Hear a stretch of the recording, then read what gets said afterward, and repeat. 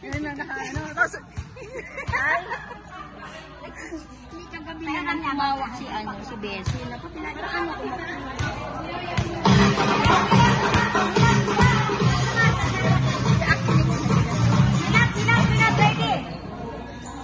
Lambada.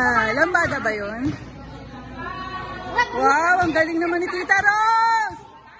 Ay, wala na akong pakialam. Basta gumagalaw siya. Ayan, bumagalaw na tuloy. Dapat patagalan yan eh. Sige.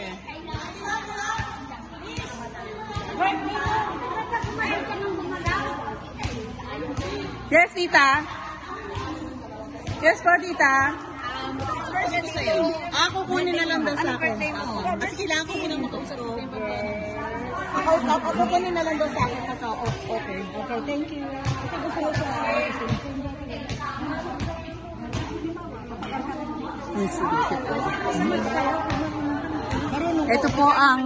ito po ang part ng mga tisay. wow.